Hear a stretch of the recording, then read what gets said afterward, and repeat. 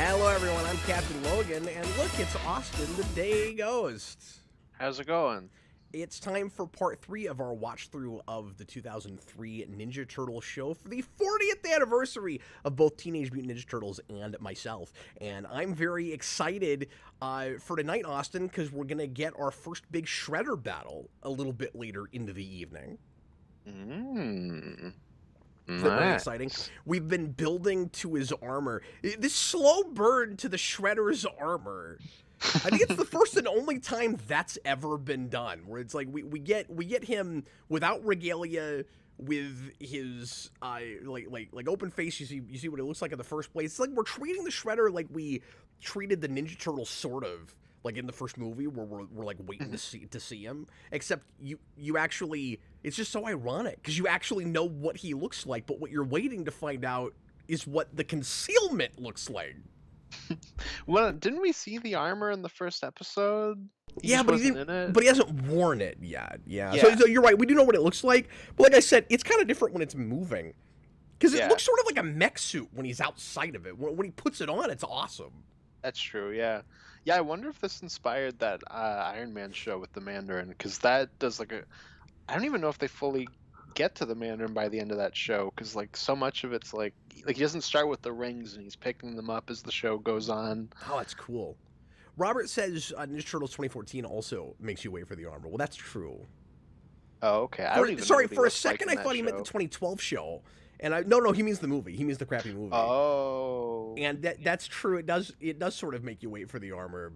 I don't think that's inspired by this, though. I think that's a budgetary constraints, and the fact that they're doing reshoots and having to work around the original plan, which was that the evil CEO, like tycoon guy, was supposed to be the Shredder, and then they were worried that people would be offended, so they made like an actual Hirokusaki.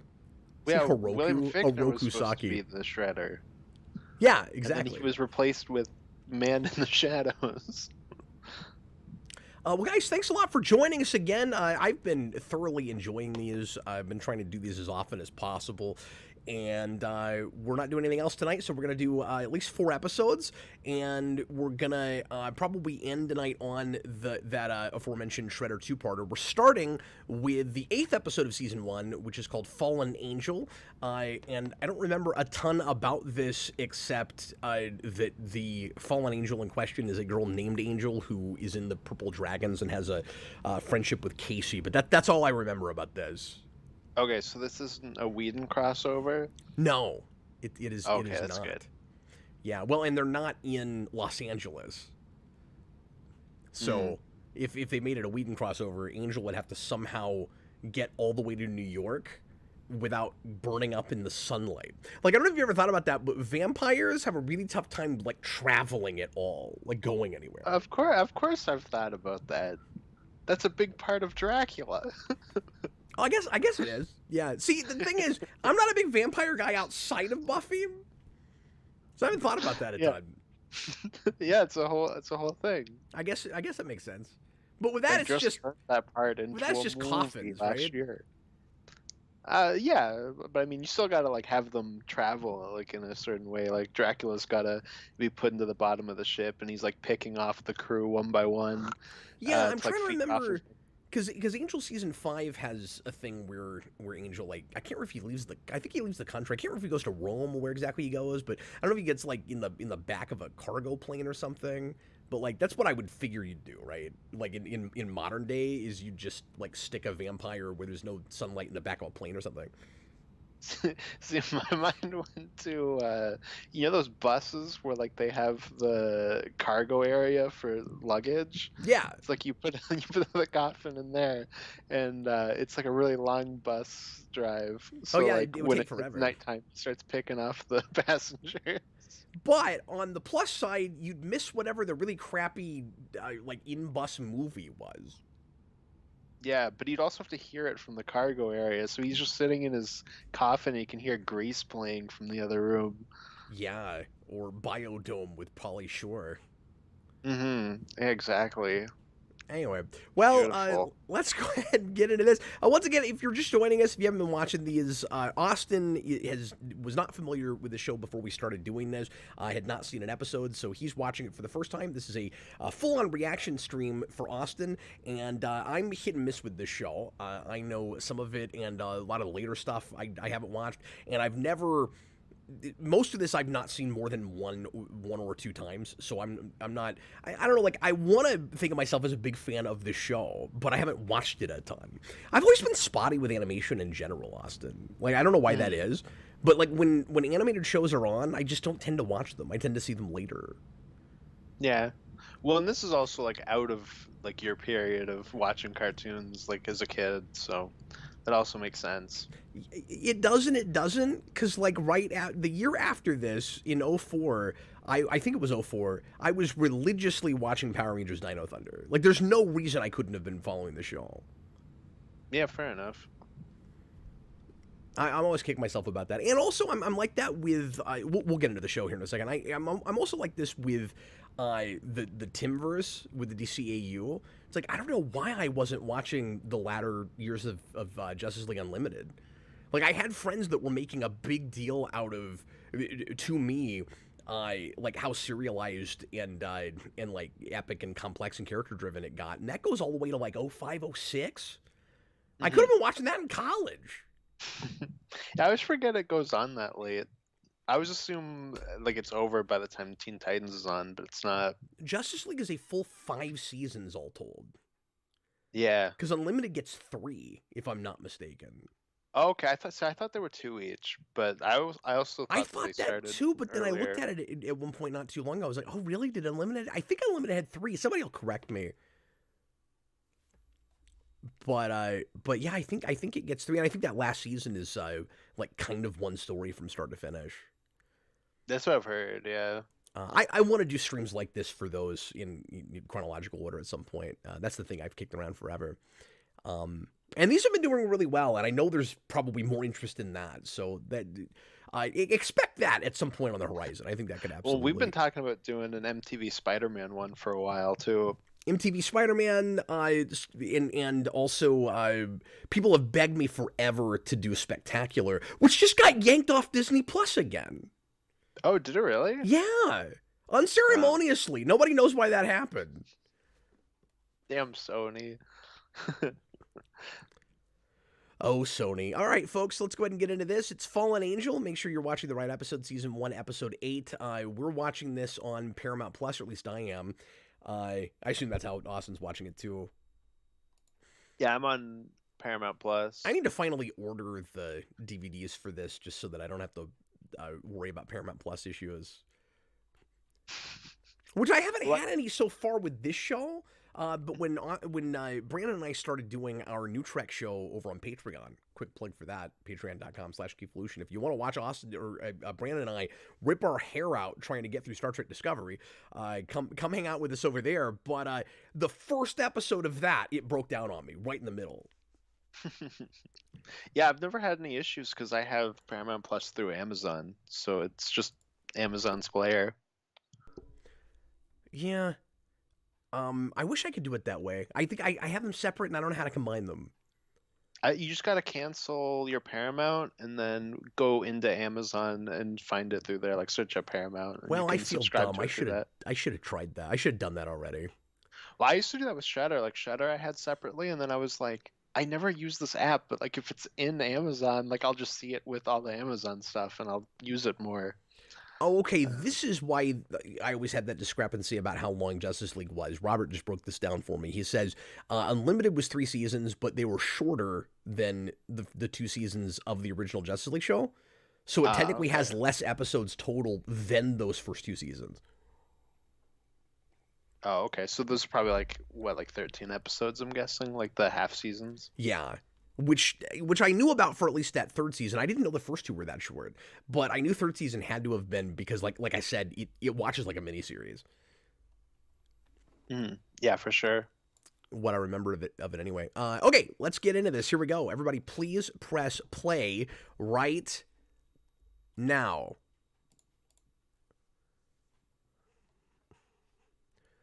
Oh man, now Casey's doing the voiceover. This is giving me Birds of Prey flashbacks. So that establishes that it could be anybody. Like Splinter will do one, April will do one.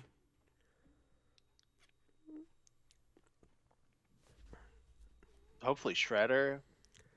Austin, you've talked about getting a tattoo or two. I think you should get Hun's tattoo. I think you should get the giant purple dragon down your arm. Yeah, I wasn't sure which one you meant at first. That one or that one.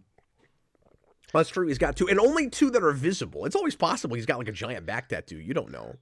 Yeah, or like a butt tattoo.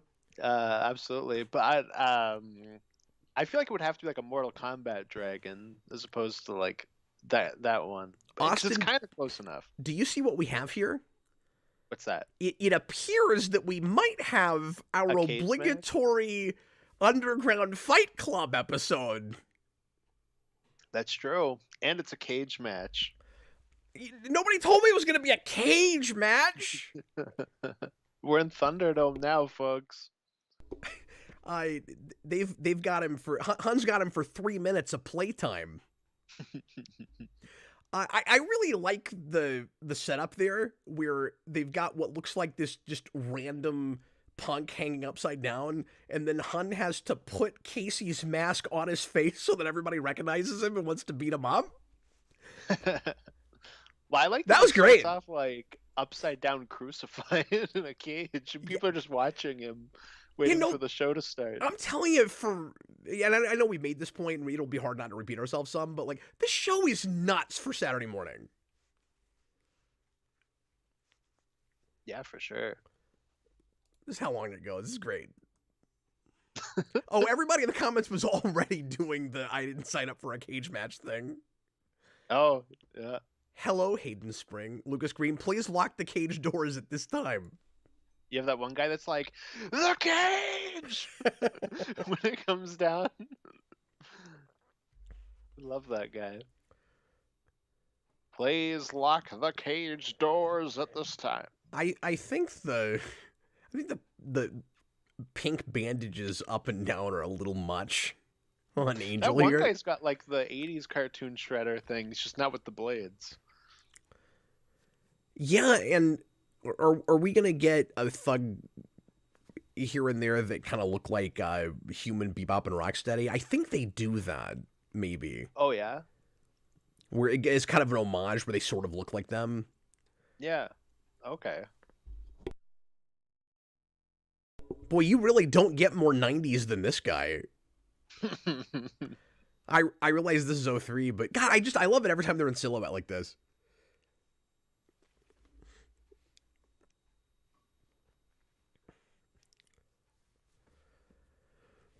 So it's quite the string of words there, Raph.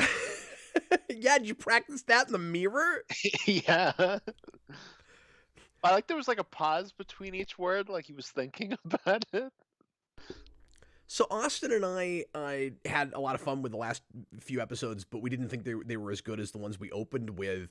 But one thing this show has done a really good job of, I think, Austin, is just kind of highlighting, spotlighting different aspects of the world already. And we haven't gotten, real deep yet into the like cosmic and interdimensional stuff. Of course, we'll get there, but we have seeded it. But we've already done a little bit of this gangster stuff, and now we're gonna spotlight it and do a whole episode about it. And it's probably about the right time to do that and give Casey his own character episode. Yeah, I'm surprised by how early we're doing a character, like a side character spotlight. Especially because Casey's only been around for like 3 or 4 episodes, right? Well, he was introduced in 3 or 4. Yeah. Like, pretty quick. And I love his initial introduction with Raphael and how that kind of moves away from what it is originally in the comics, where they're just friends right away and they don't have the obligatory fight and all that. Or do they have that fight? You know what? I'm conflating it with IDW because I just read that recently. That's how IDW does it. This show, they actually do kind of go at it for a second, don't they? This girl is like, but they become Gollum friends very skin. quickly. I'm sorry, stuff's running together right now. Because tonally, this and IDW are not so far apart. And so I had this really weird thing where I was imagining a thing in animation that I read in comic books. That girl's got a weird aesthetic. She's got like Gollum gray skin and like bright pink hair. I was gonna say, it's like Or she's going purple out of hair, her way maybe. to look as effeminate as possible when she's like the street thug. That's because everybody has weirdly colored hair in this gang. Look at this And there's guy. Yondu. Look, there's Yondu. Yeah. Have we seen him before? Yes. Because I feel like you said that a few episodes ago. You're like, look, it's Yondu. Yeah, no, that definitely happened. Wait, the password is fingers? Yeah, do you know why? Why? Because that guy's a jackass. You were just looking for some place to insert that, I could tell. Exactly. Here's the blob. But I mean, you have a 1 in 5 chance. You walk up and it's like, well, the password's gonna be 1 through 5. Somewhere in there.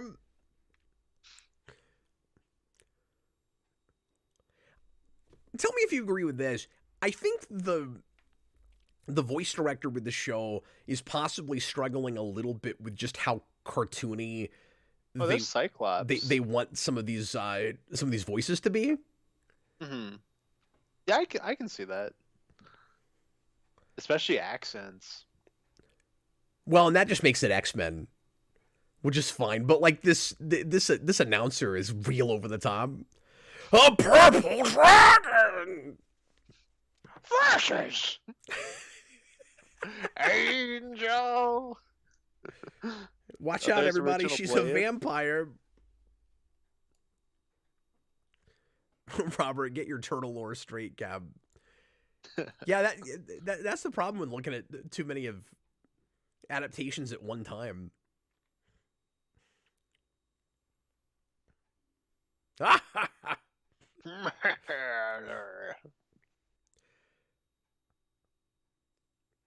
So, like I said, Han is kind of, or like I said in a previous stream, Han and Casey are kind of like arch nemesis in this, and IDW goes even farther with that and makes him they're Casey's father and dad, son. which is super cool. I want to see more of that Cyclops guy in the back. Like, you just straight up have Scott Summers in this crowd. See, I thought it was more like a mutant from Dark Knight Returns. Well, I mean, that's oh no, you're right. Yeah, and there's a lot of that, but no, you're right. Now that I'm looking at this guy, he does look more like he's got Cyclops goggles. Yeah, and the mutants have Cyclops goggles too. Like, that's part of the joke. And then there was a guy next to him that looked like one of Chairface Chippendale's thugs. Well, and the guy that won the first fight when he came in was just the Blob. Or did you just call him Blob? I did. Which is great because that's where the reshoot Blob fight is in Origins in the wrestling ring. Yep. Hey, look, Donatello's doing machines again. Oh yeah, he loves doing them machines.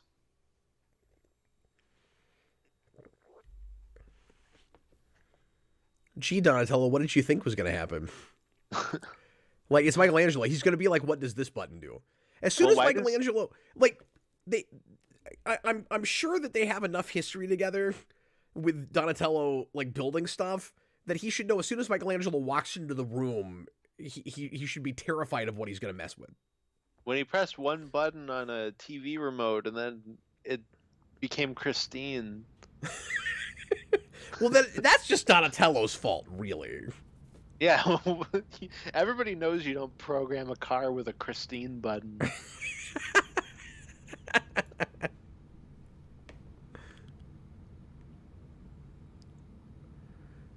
Back Studios, the thing this era of animation has over modern animation is shadows. Well, one of many things. The shadow work makes this all look so much better. I keep saying that too, and that's something CG animated shows don't do. Well, it's a lot harder to do in CG. Mm-hmm. Those bruises on Casey, though, look like he has pepperoni on him. I'm sorry, say that again. I said those bruises on Casey make it look like he's got like pepperoni on him, or like chicken pox or something. Look, bruises are like water. Okay, it's really hard to animate. I don't know how you do that. Well, it's the same color as his dragon tattoo. I was gonna say it doesn't look any different. It's like, why do you have a tattoo of splotches? Are you just a really big fan of signs? These are my crop circle tattoos. My God, everything is over the top. Even the shackles are over the top. But his shackles look like in the '90s Spider-Man cartoon, that episode where Spider-Man and Jameson are tied together and they have the bomb between them. So it looks like the character arc for this episode is for this guest character that we just met. Like, I don't think Casey's going to have any major opportunity for change here. I think this is going to be all this girl figuring out how to turn over a new leaf. Mm-hmm. Yeah, exactly. Oh, you got to go to the corner of Eastman and Laird. Oh, there you go. That's a little on the nose, but you know what? That's okay because the first Turtles movie did exactly the same thing with Lairdman Island. I was gonna say it's slightly different in that because it's like east on Lairdman Island. It's not as in your. It's face. a little more subtle about it, I guess. Let's just set it again. Yeah, the Turtles live on. We get it. Eastman and Laird made the Ninja Turtles. But it's nice that Eastman's getting his due in the show that was spearheaded a lot more by Laird. Mm-hmm. Like, even though they weren't working together anymore and it had kind of had a falling out, like, they never throw each other under the bus. Like, it's always, like, equally theirs. This is like in Spectacular Spider-Man where Peter lives in the corner of Lee and Ditko. Is that true? No. I love that this show, just like 87, has the ridiculous disguises. Well, yeah, you have to do that.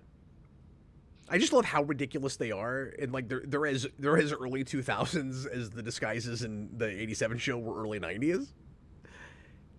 And I think they might have made action figures of these too. I think these might have had figures. I do like how they each have different colors. It's great. And look at those sunglasses. Yeah, it makes them cool dudes. Because the Turtles wear their sunglasses at night.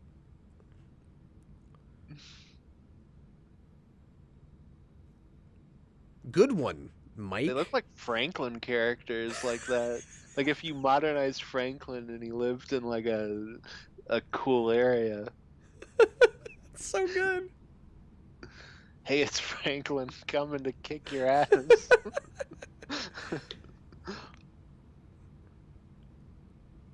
Good one, Raph. Raph's full of them today. All of their insults are super generic and lame right now. He's like, if you want to look like a purple dragon, just get your butt kicked by a ninja turtle. That's what he said. I think, and Michelangelo was like, I'm down with that. We got the cage! I think the real way you do that is you get a tattoo of a giant purple dragon. I want to see cuts into the crowd though. Where you have like the guy with the saw, where he's like sawing his arm, like in that movie. Bone saw. So Austin, do you mind the structure of these episodes, where like we always open with a big like climactic thing that's gonna happen later, and then we backtrack? Yeah, I think that's fine. I don't know. I enjoy the kind of cold open thing like that, so it's fine by me. It's very comic booky. I mean, it's very old school comic book. Like not even Ninja Turtles. It's very like Marvel. Mm-hmm. But in terms of like animated shows, the first thing I was thinking of with that is Spectacular, because that does it a lot, and it does the in season 2 it does like it'll have like gimmicks where like one episode they're like it'll cut back and forth to them like reading lines for like a play or something, and the opening narrations kind of remind me of that, where it's like you have like the like bit of voiceover at the start that kind of sets it up, and it feels like a recap for a thing that you haven't gotten to yet. So here's the distinction for me, because I've complained about it a lot in modern comics, where you do the in medias res thing, and then you backtrack later. When it irritates me is when you get me real excited and deep into a story and I'm not expecting that to happen, and like I've lived in it long enough where I'm like, I don't understand why we have to go backwards. Like I was already with you, and now you got to go back and explain everything. This is more like a splash page opening.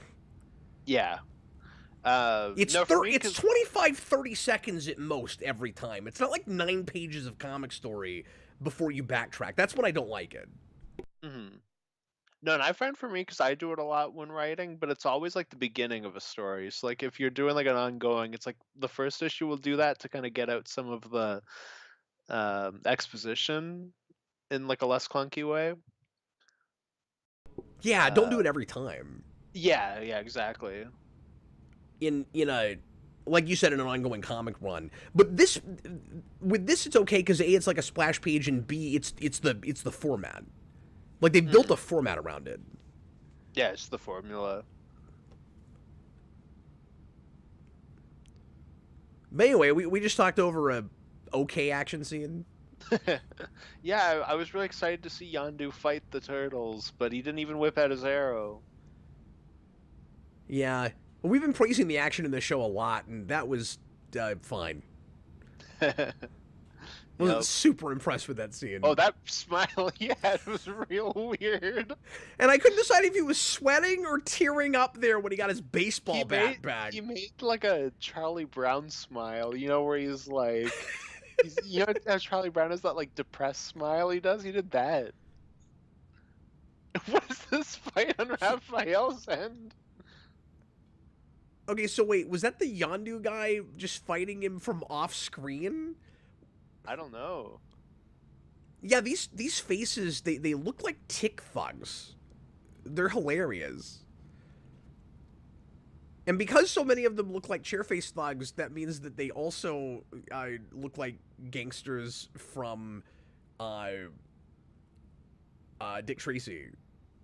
Because that's what that was parodying.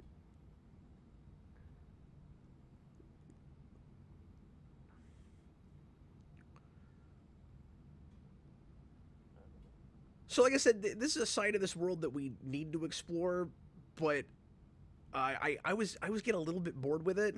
Like I don't really care about the purple dragon side of things that much. Mm-hmm. No, that's fair. But like you do need it. It can't just be all foot all the time. I mean, like we kind of simplify it and we do that in the movie, and that works okay. But I like the complex lore of you've got established, like, more real world like modern street gangs, and then they're being infiltrated by the Foot Clan, or the Foot Clan is just also there. For a gang, they're kind of just generic. Like, you want like a more Frank Miller-y gang. Well, and like they are comic books, so you're kind of saddled with it.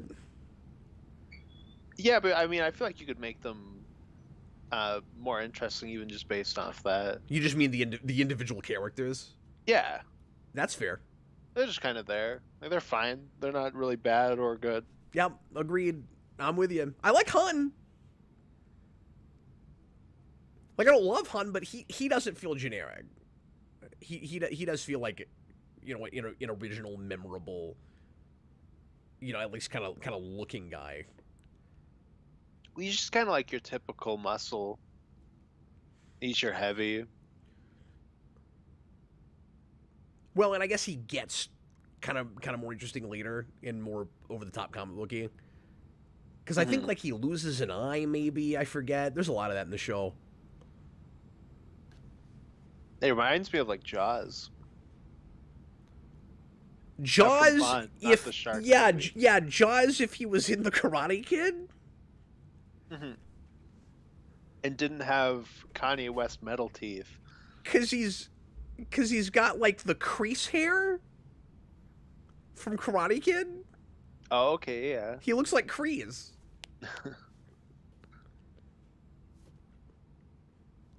Nicholas Bodo, Finally, I can use my Christine button to save us. Yep. Nicholas Bodo, do you guys think this show yeah. is darker than the Batman cartoon? And then Lucas Green says it depends on the episode. That's probably the right answer. Yeah, because I don't really think of the Batman as a dark show. No, but there's places where this gets real dark. So I would say overall this is the darker show, and the What was Batman that face? has its moments. He was making a Frankenhooker face. Yeah, do you think some character models are off on this show, like face models, or do you think they just don't know what Casey Jones' expression should be? Casey Jones has just had some weird expressions this episode, yeah.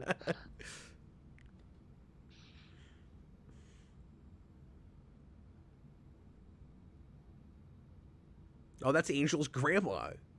Of course. She opened the door and immediately I was like, who is this random elderly woman? It's Anna Watson. I come in for tea, bruised man. Well, the difference is Anna Watson almost always sucks. Well, and you're saying she doesn't? I don't know. We met her for 3 seconds. Like Exactly. The verdict is still out, I guess. That's fair. She could kick puppies for all we know. Roboter says the darkest the Batman got was Batman versus Dracula. And I've not seen all of that show, so I don't know how true that is. But if that's the case, this definitely wins. Well, in that movie, I would say is darker, but well, and it gets away with more just because it's direct to video. Exactly, that's what I'm saying. Yeah. No, it's got blood raining from the ceiling. I mean, it's all from like packets of blood from animals, but And it's it got still some like happens. crazy gothic imagery too. It does, and it's great. And it kind of makes you wish the show was a little bit more like that. But that movie won me over on that show. Yeah, I remember you saying that. Yeah, I mean that's a good place to start. I remember watching it the first time. It was pretty mind blowing as a kid. It's so good. And they did such a good job of making a movie that works in a vacuum. Mm-hmm. It makes me wonder what that Hush movie would have looked like if it would have been lived up to the same quality, or if it would have been like the animated series movies where you get one and then you get a not so great one, but then Mystery of the Batwoman's the best one. So stop it! No, they all suck after Phantasm except for Return of the Joker. I didn't know they were going to do a Hush movie in that universe. I don't know how far in development or anything it got, but they were talking about doing a straight to DVD Hush movie in the Batman. Wow, that's really interesting. Mm-hmm. Well, there's no way it could be better than the one we got. Okay. I don't know. I haven't seen it. I'm joking. Oh, you could definitely improve over that. Now, I didn't hate that like a lot of people did, but they made some because it's stuck in that terrible universe. Yeah, no, there's that too. Yeah, they made some odd choices with that. Okay, next episode is called Garbageman. I remember this title. I don't know what happens in this. I think it's maybe a one-off villain or like a made-up villain for the show. All I know is somebody better yell "Garbage Day," or else I'm gonna be mad. Lucas says, however, Garbageman is kind of creepy via the truck. Oh, we'll have to see what he's talking about. Oh, more Christine. So yeah, that last episode was maybe a little bit better than a couple of the ones we did last week. Yeah, it was all right. A lot of this still feels real set-up-y. Mm-hmm. Well, I think part of it is that episode became just like a fight episode, but then the fighting wasn't that great. So like it kind of started off better and then like got weaker at the end. No, I thought that was going to be a little bit more of a character piece. Mm-hmm. Yeah, I actually didn't expect the turtles to show up into the arena, but you didn't think the turtles would show up in Ninja Turtles? Well, no, I thought it was just going to be like Casey doing his thing and he was going to be in the cage match. The best part of that episode is that the turtles cannot think of good insults to the purple dragons. That's true. It's so good. We're just like, yeah, purple dragons suck, am I right? Yeah, purple dragons more like dumb, am I right? Let's watch Garbageman. Or if it's a guy's last name, it could be Garbageman. We'll go and watch this one, then we'll take a quick break before our two-parter. And here we go, everybody. Please press play right now. I hope you're having an enjoyable evening with us as we watch more Ninja Turtles. Who's gonna be the voiceover? Quick. We already have it. It's Elijah You Wood. didn't get to guess. We should start guessing before we press play. Yeah. That would be a fun thing to do. Shut up, Austin. What? Austin's like, I thought you were being sarcastic. I thought you were like, I don't know why we would do that, but okay. I guess I'll pretend like I'm on board with this. My natural tone is just sarcastic. I've got resting sarcastic face. Oh yeah, that'd be great. But yeah, you see what I'm saying? It's a splash page. Like, there's not enough dialogue there in that voiceover to be more than like a panel. But it's like the classic, like, you read like Amazing Spider-Man or something with Liam Ditko, and like you'd have the kind of first page. It's basically just a secondary cover. Yeah, exactly. That's a good point too, is that the opening, what I keep calling like splash page scenes, could be like, I feel like they could be like the cover of the issue if these were issues. Mm-hmm. And they're structured like single issue comics. Like, I love that. I think you could easily, I'll go this far, and I had this with like Batman animated series too. I think you could easily convert any of these into a 22-page comic book and not lose that much. Mm-hmm. Well, I mean, that's why it's so easy to adapt comic book stuff onto TV. Yeah. It's the closest to being that format. But I don't feel like you can say that about every 22-minute cartoon show, even though it's 22 minutes and you'd think the page count would translate. Like, I don't think everything works that way. No, of course, but like ideally. Yes, absolutely. And then you can do TV or DVD movies that are your annuals. No, I wasn't fighting you when I said that. I just wanted to kind of amend that in case people are like, well, it's 22 minutes. Like, of course. But if you go back, because it is Christine. You look at shows like X-Men or Spider-Man in the 90s, the Fox shows, and they would very often truncate like so much material into a single episode. You wouldn't want to throw that into a 22-page comic. Like, and some of the best ones are the ones where they are just straight up adapting one of those issues, like the first Mysterio or Scorpion episodes. Yeah, like, I totally forgot about those. Here's just that issue. Well, and the Mysterio one's written by Marv Wolfman too. I was just about to say this is a pretty dark premise, kind of dark opening, and just as I'm saying that, we've got Michelangelo on his vehicle again. Riding around on his iconic vehicle. Well, they're filling trash into this little vehicle. Into a shopping cart, which we also said counts as a vehicle. Well, because I know a lot of people that would ride in shopping carts. The garbage truck. Oh, look, it's the guys from Spawn. I was just about to say that the garbage truck driving around, like taking advantage of homeless people and stuff. If that's where we're going with this, because I can't remember. But that feels like a McFarlane premise. We should do that in real life. That would end the homeless epidemic. Just drive garbage trucks at them. When somebody asked us last week about crossover ideas, did we bring up HBO Spawn? Because this would be great with that. That would be weird. I can't even imagine that. Well, obviously you would have to darken this up as opposed to lightening up Spawn. See, I was thinking it would have to be the other way around. Okay, but either way, somebody has to win. You can't just merge the tones. Mm-hmm. Well, I would like it if it was exactly split down the middle. So you have like all the Spawn characters swearing and having sex constantly, and then you would just cut to like Michelangelo riding around in his little vehicle, being like, "Whoa, this is cool." But Shredder constantly taking like, PTSD chapel sex. Okay, right. But Shredder constantly taking his minions' body parts is a very McFarlane thing to do. Mm-hmm.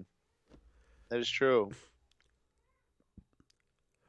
A cooler, more subtle way to do it would be don't even include Spawn, just make it a crossover with like Sam and Twitch or something.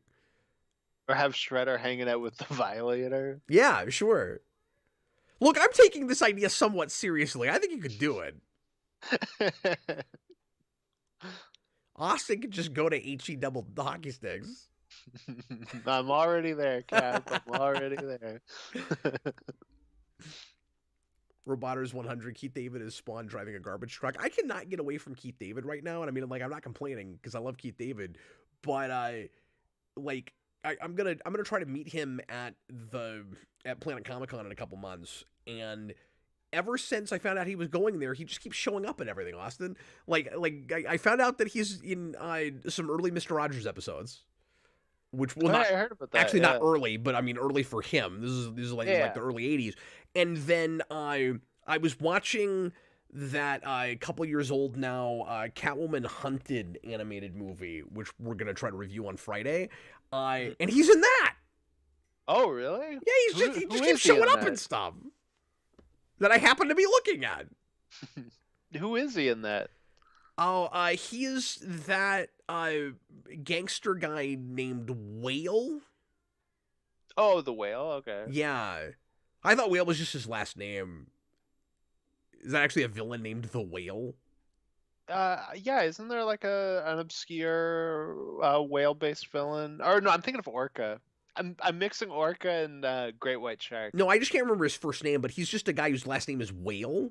Oh, okay. And I'm mixing two characters. Catwoman tries to steal something from him, and so like it's him and Black Mask, and I would have thought you would have gotten him for Black Mask, but instead he's this Whale guy. But so far, I'm only like half an hour into the movie, but so far the Whale guy gets a lot more dialogue than Black Mask. Weird. Tobias Whale, that's his name. Thanks, Robert. Oh, okay. Yeah. I don't know why you know that. But he's a really big Tobias Whale fan. What the shell?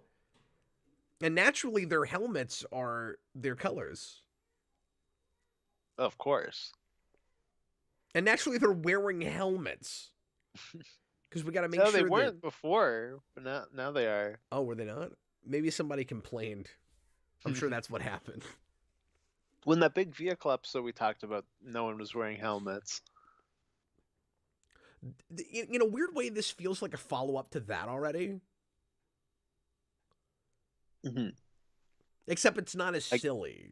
See, I was thinking more like a follow-up to the Nanobot episode, just because it's like a weird tech villain. Oh, now we got the disguises again. We got to do the trench coats. What is this music? I don't know. It's like weird noir music, but like with a techno kick to it. Because you had like that noir, like that's definitely what they're going for. It's like this is a modern noir, so it's like. Well, I would refer to this as jazz fusion. Kind of. Mm-hmm. I would definitely refer to it as music. Isn't it odd when you have what feels like is about to become a montage, but it's like 3 scenes and it's done? Well, what's weirder, that or when you have a montage of collecting characters, but you spread it out into one part of a movie? And then after that, all you can do are team building movies? Mm-hmm. I think I know what you're talking about. It's like, I don't know. It's kind of an obscure series, but I think we're both on the same page. I can't even think of the name of it, so we should probably just move on. Well, you're the biggest fan, so I would hope you would know. That's true. That's true. I wasn't sure if we were on this. Christine is here. We gotta get out of here. I wasn't sure if we were on the same page, but oh look, we just referenced Jaws after you mentioned the character Jaws. How are they referencing Jaws and not Christine? Yeah, I can't remember if there's somebody driving this or if it's like a remote drone thing. Mm-hmm. But no, I was right. It's collecting homeless people, and this is a Spawn plot. Well, it's collecting them and then probably squishing them into cubes.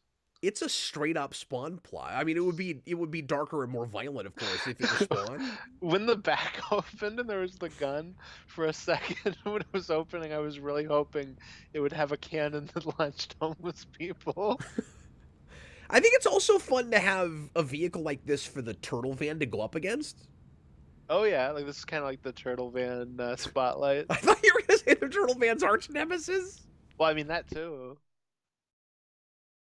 Lucas Green, it's not called Garbageman for no reason. No, I know, but I'm just saying I can't remember how they do the actual villain here. So like, is it a person in it or is he remotely driving it? Yeah, I was guessing it would be like a Toy Man thing where it's like a drone, but I could see it going either way. This is a super cool episode so far.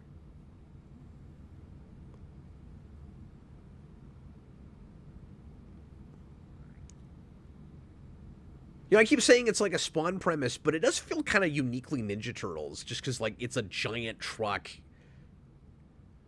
like the Turtles drive, and I like the Turtles dealing with, you know, because like they live in the sewer, but they're basically homeless. So like I like dealing with that side of the city.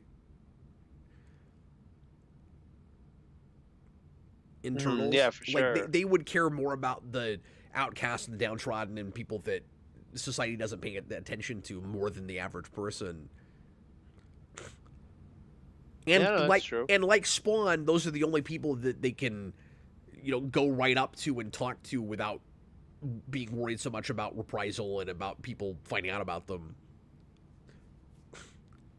No, Mikey, your line Michelangelo, is never speak again. Your line is, man, I love being a turtle. You can't No, stand your on line a pier next to water and become a cheerleader. That's not what you say. Michelangelo, your line is a fellow chucker, eh?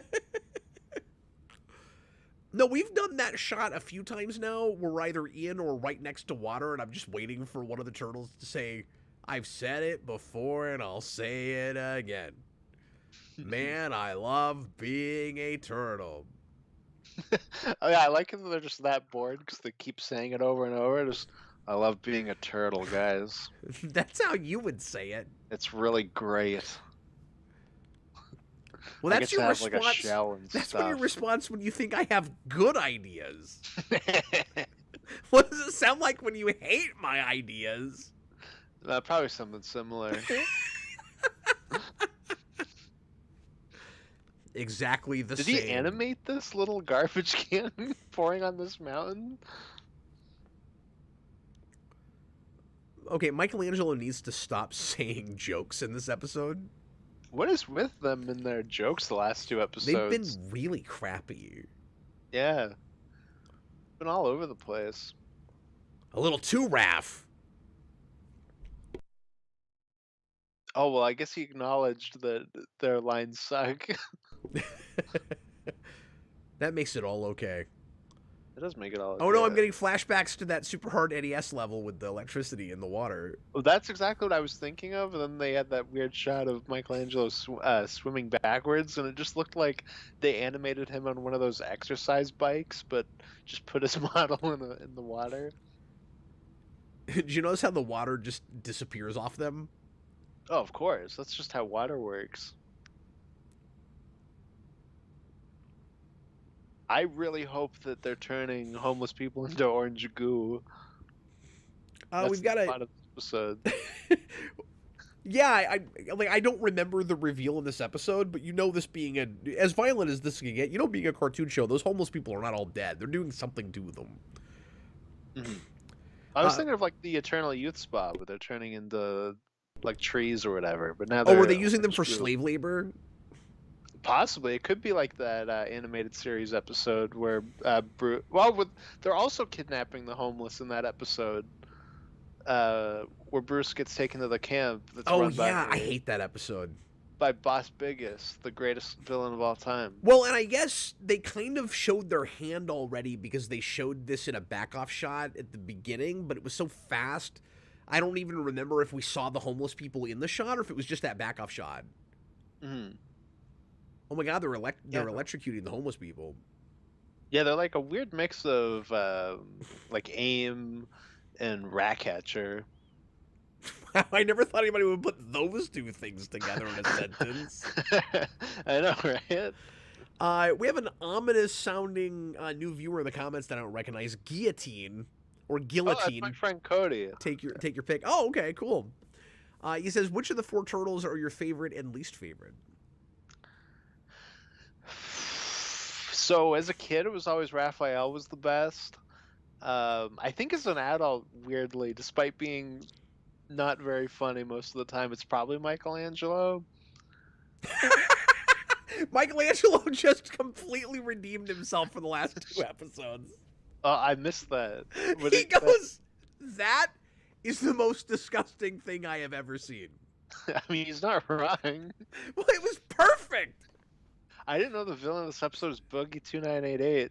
But my least favorite turtles. I can't believe you said that. I can't believe you said that. But the main villain, Austin! the least I gotta interesting start one. muting your microphone. I can't believe you said that. The least interesting one's probably Leonardo, just because his personality is leader. Oh no! I'm like 5 different things just came to me that I don't want to say on this channel. God. He's God, I'm tempted though. I'm like, how young is the garbage man's girlfriend? No, no. 12. God. Anyway, no, he's a Captain Planet villain. Oh, absolutely. He looks, and I don't mean like generically he could be. I mean, he looks almost identical to a Captain Planet villain. Yeah, is it the Goldblum one? I can't remember, but you're right. There is one that he looks like. I can't remember his name. It's been too long. I've been wanting to do a stream for Captain Planet forever, and you just can't get it. Oh, really? I'm surprised that's not like all on YouTube or something. It's not. It gets flagged real hard, I think. Damn Ted Turner. I know. What if I had a dime for every time I heard Austin say that? Oh, it's basically my catchphrase at this point.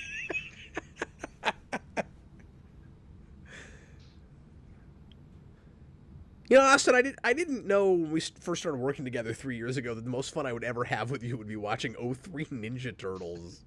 But here we are. And talking about such things as famous YouTubers and Ted Turner. And Captain Planet. That would be so much fun to do with you, though. Oh, yeah. Get my boy Mati in there. We're back to over the top, like X-Men level accents again. Well, and this guy is kind of similar to, what is it, like Mojo, I think? Yeah. In X-Men? Yep. Yeah, he's just like Mojo, actually, because he's in a mechanical wheelchair. Yeah, I agree. Shut up, Michelangelo. I said you were the best turtle. Look what you're doing to me. And really, he's the best turtle because he dances in that new game. Boy, that shot of Leonardo in front of the moon was awesome. If only he was fighting a cooler villain. Hey, this is the best villain of the show so far, in my opinion. Why are they going so hard on the storyboarding for this episode? Because it's amazing. I love how they all dodge that, like, easy to dodge, like, garbage juice, except Rav. He just stands right in the middle of it. I was going to say, for that question earlier, so I've always said my favorite Ninja Turtle, it depends on the iteration. Generally speaking, Donatello is my favorite. Michelangelo is my least favorite. Yeah. But that's not me throwing shade real hard at Michelangelo, for any Michelangelo fans, because I also have a very large Ninja Turtles tattoo, and it is Michelangelo. So, I mean... I think Michelangelo's, like, my favorite one, mostly because Turtles kind of starts and ends with the 90s movie, and he's got some of the most quotable lines for me. Yeah, saying, like, my least favorite Ninja Turtle is kind of like saying my least favorite, I don't know, like, Batman villain or something. Like, there's some Batman villains I don't love as much as others, but most of them are pretty cool, like, or at least there's a version I like, right? Mm-hmm. I thought you were going to say it's like, just saying who your least favorite kid is. That's what I should have said. I was trying to think of a good example, and I couldn't come up with anything that wasn't obscure. Well, Well, I feel like listing your least favorite kid is probably easier than your least favorite turtle, just because there's more of them. Oh, Austin. So like that villain is disgusting and maybe not what you would have expected, or maybe They exactly straight up what you just would have murdered expected. that man. But yeah, they do that in the show. Are But I they gotta coming say, to save him? this episode is awesome. It's so weird. Okay, they are at least looking for him. And it's very uplifting because they saved all those homeless people that were being used as slave labor. And this guy is better than that that villain from the exact same Batman episode you were talking about. Oh, It's Boss literally Bigot. the same episode. When he's also a big fat guy. He's also Boogie.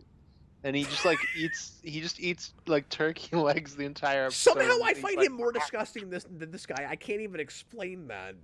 that's because they get real close to that guy and there's like turkey juice spraying It's everywhere it's and it's really disgusting, as he's like, Michelangelo said. Uh yeah, isn't that an episode where Bruce uses the famous alias? yes, because he gets amnesia with it. Oh, And that's right. he's got That's like the white awful. hair. Why can't I think of the name of the alias? Help me out. Oh, Patches Malone. Patches Malone. There you go. I don't think that's the one that he goes with in that episode though, but I can't remember. It might be. Now that you say that, maybe they don't ever use that in that show. I feel like it probably comes up somewhere, but I don't think that's the alias uses in that episode because he's just like an old guy in that episode. I don't know if they ever use it, actually. Well, guys, we're gonna go to a quick break here. I just gotta bring my music back up here because I got rid of it. And Robert says matches. Oh, matches. Sorry, not Oh, patches. you said yeah. Matches. I was just running with what you said for a second because it's been a while, but it didn't feel right. But but I figured. See, I blame Guillotine, my friend Cody, because we did a short film where he was a thug named Patches, so I'm gonna blame it on that. So has he been in our streams before and just hasn't commented, or is this the first time he's popped in on one? No, I've seen him pop in here and there. Well, thanks, Guillotine. He's normally working at this time, so get back to work, a-hole. Go back to work, Patches Malone. Exactly. God, that Captain Planet villain name is gonna drive me crazy because it's not Blight. That's another thing. No, that's Spam and Beyond. I don't know any of the Captain Planet. No. There's a villain in that also named Blight. Oh, okay. I just know like certain celebrities play different villains. So I'm like, is that the Goldblum one? I can't remember. No, I don't think so. No, I don't think it is. But yeah, it's a big fat character just like that. I can't think of his name right away. It's the Meg Ryan villain. And it's like a real obvious kind of. Is it Sludge?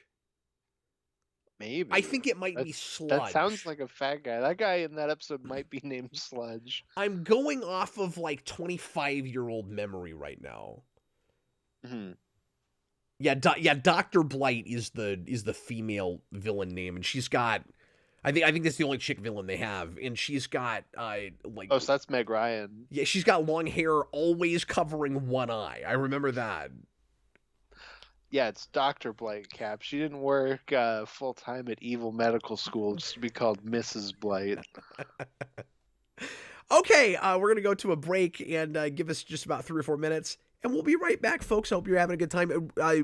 And rig up the next episode. It's the Shredder Strikes Part 1. Get excited. This is a really, really cool one. See you in a little bit.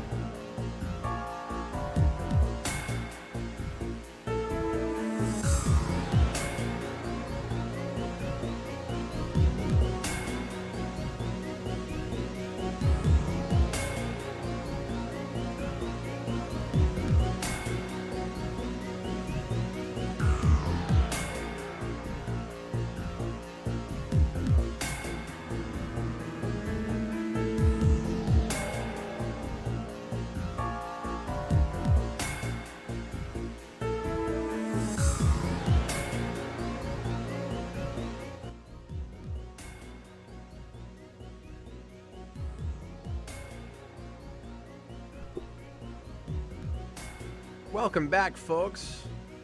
It's time for the second half of tonight's Ninja Turtles 03 stream, and Austin is getting up and leaving. He's just already had enough.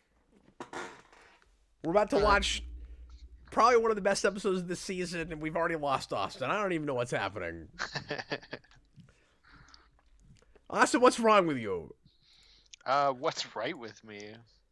While we were on break, I looked up which Captain Planet villain that was. Yeah. So I looked up Sludge, and Sludge just looks like Dan Aykroyd in Ghostbusters. Okay, but So I was right. At least there is a villain named Sludge. Yeah, but then I just looked up fat Captain Planet villain, and I found him. His name is Hawkish Greedley. Hot Greedley, there you go. God, And I'm kicking he's myself voiced so by hard Ed for not Asner. remembering that. So that's who he is. He's Ed Asner. Okay. They should have had Ed Asner voice this guy, too. Yeah. Or Jeff Goldblum. Or both of them. They should have been like a creepy hybrid voice of And then those. stepped over by Meg Ryan. Favorite and least favorite Turtles villains. Well, Austin's least favorite is Shredder. He tried to get up and leave. Yeah. Nobody likes Shredder. He's stupid. He dies in the first issue and then comes back through worms. Yeah. But Garbageman. We're gonna watch. I think that fight will happen in this episode or the you know in the second part. Yeah, but if the But he worms won't don't die happen, there. then I don't care. But they will still do the worm thing. They'll just stretch it. Oh, they do the worm thing. Okay. They sure do. It's well, neat. there we go. The show is worthwhile then. No, it's great. Or at least they do like the clone thing. I don't know if they're straight up if they're worms. I don't know if it's straight off the page like that. Mm-hmm. But they do get rid of the Shredder and and then later on have those things come back. I mean, it's as weird if memory serves. Okie dokie. Yeah, there's like a forearm Shredder in that part. Yeah. Well, we're gonna get there. Hopefully, we're gonna get there. We're gonna watch as much of this year as we can. Bag, stop dropping turtle jokes here. Shredder, more like your mom. Oh yeah, that's just a Michelangelo Yeah. joke. Okay, it's like slightly better than most of Michelangelo's jokes tonight. I'm not gonna lie. That's where the standards Shredder, are, folks. More like your mom. Cowabunga. Why does your Michelangelo sound exactly like your Sonic? No, he's slightly deeper. I gotta go fast on my vehicle. I gotta ride my skateboard cool. Oh yeah, did you see a snowboard in the last episode? It was like I wasn't even makeshift. sure if it was a snowboard. He was just kind of riding on a piece of metal. Well, yeah, but he was riding it like a snowboard. No, he was. It was flat and it didn't have wheels, okay? Is a piece of sheet metal a vehicle if you ride on it? Anything can be a vehicle if you ride on it. If it lets you go places. My favorite vehicle is my wife. Okay, anyways, let's get into this episode. Oh my God.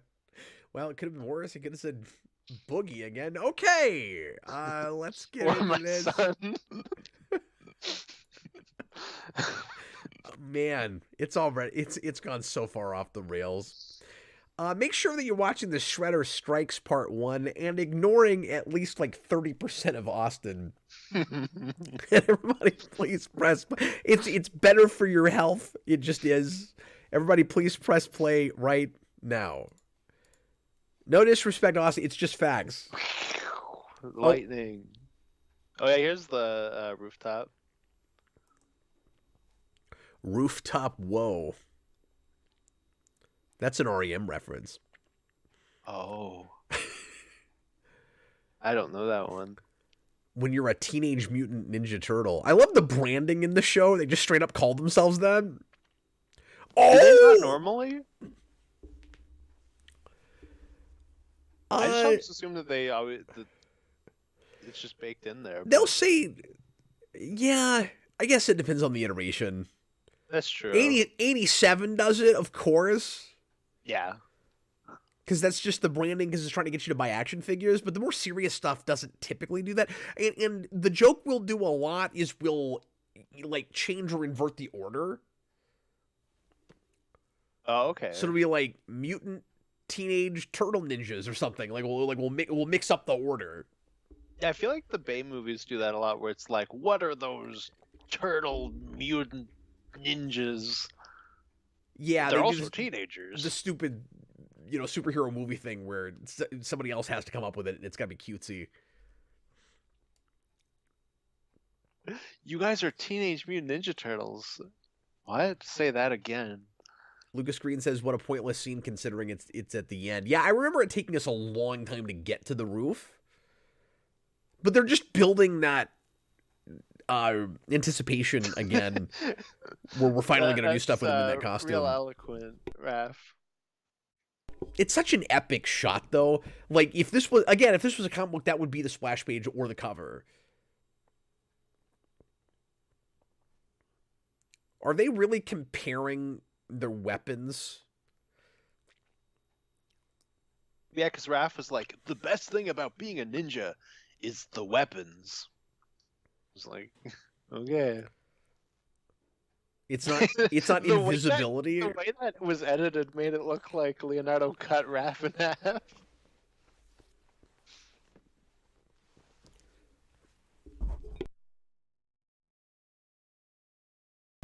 Something we don't do a lot with turtles is give you like a flashback or an explanation for why the turtles pick the weapons they do. Is that what, sorry? I was just saying that, like, something you could do that, and I can't think of an example, I'm sure it's been done, that you don't see a lot with Ninja Turtles, is giving us a flashback or an explanation as to why the turtles each picked the weapons they picked. It's like, were they assigned by Splinter, or did they pick them? Like, this episode would sort of suggest that, at least in this version, they all selected their weapons. Mm-hmm. Yeah, it's weird. That's true. They just have them. Most of the time. So like if Splinter picked them for them, then then they would just be making a big deal out of how great their weapons were, like they're rooting for a sports team.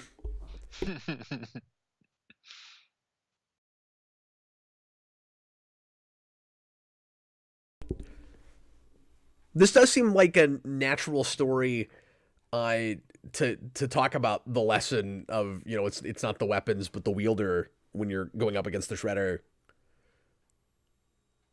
Yeah, this reminds me of the beginning of the Punisher. I think it's the ongoing. I don't think it's a miniseries. When he built the team to take out the Kingpin, and he finally gets to him, and Kingpin kicks his ass, and he's like, you're just a guy with weapons. It doesn't really matter what a weapon is. It's who's wielding it. Splinter just said, in the hands of a master, anything can be a deadly weapon. Do you think he would agree with us that anything can be a vehicle? Yes. That also means that Splinter agrees with the Turtle sequels. Oh, I thought you were gonna say that Splinter agrees that a crocodile He probably would. It's a dangerous weapon. It's a deadly weapon.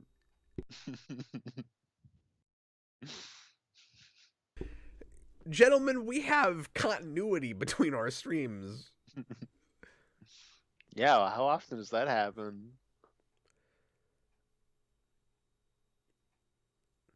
Leonardo, you're not going to look to see who fired that? I love You just got to look up. Yeah, that's a really good point. If you were Batman, you'd be trying to find some things out. My God, it's the eyes from The Great Gatsby. Wow, it's amazing that Leonardo is imagining the Shredder's voice in his head, a man that he's never met. It's very impressive. He's got a good imagination, that Leonardo. Oh, is this where we do the like beatdown thing in the Yeah, store? I believe Oh, okay. that's I where assumed that was gonna I be its own. believe this is the Leonardo micro series that we're in here. Oh, okay. So we did the Raphael one. The Michelangelo story is kind of a one-shot throwaway thing, so I think we just ignore it. I don't think we do it. And I don't remember what Donatello's was. I was talking about doing machines. Probably so. Nicholas Bodo, are there guns in this show? I would imagine when we get them, they just shoot lasers like everything else in this period. And really now, you can't really shoot guns on TV and cartoons now either. Well, we had like a weird period where it finally went back and then it's gone again. That was probably one season of television. Because like Spectacular's got like regular guns, if I remember correctly. Does it really? I think so.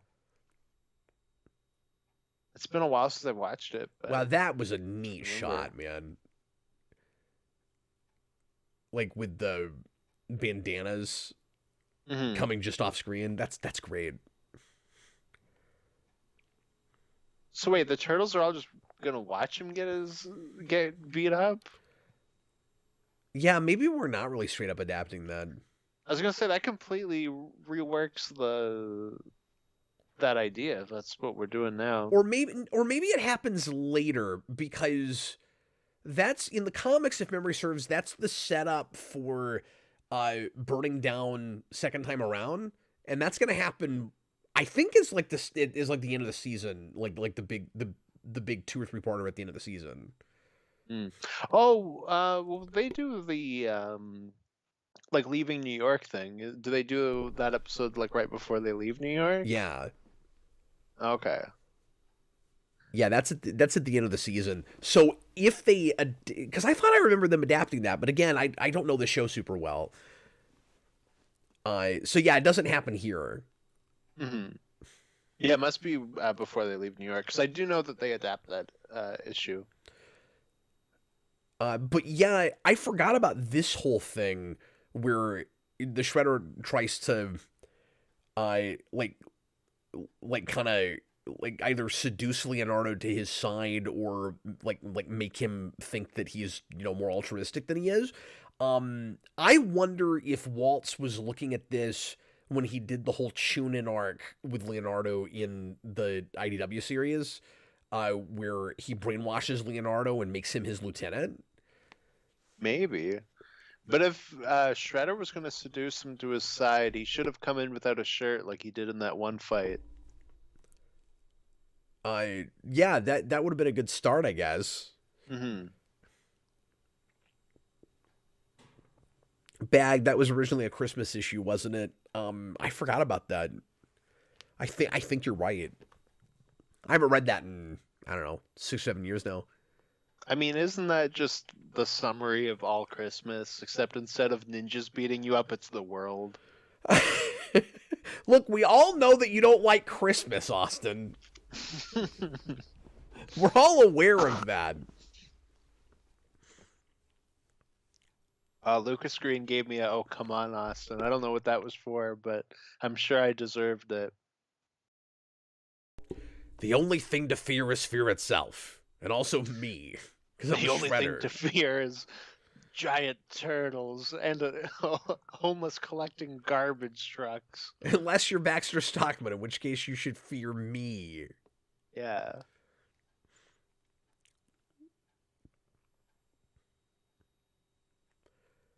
But yeah, I love the kind of psychological warfare he does here.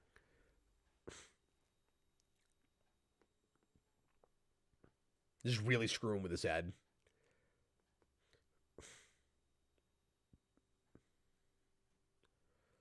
Okay, so somebody earlier said, well, Leonardo's swords are not actually katana because they don't have a curved blade, but this does.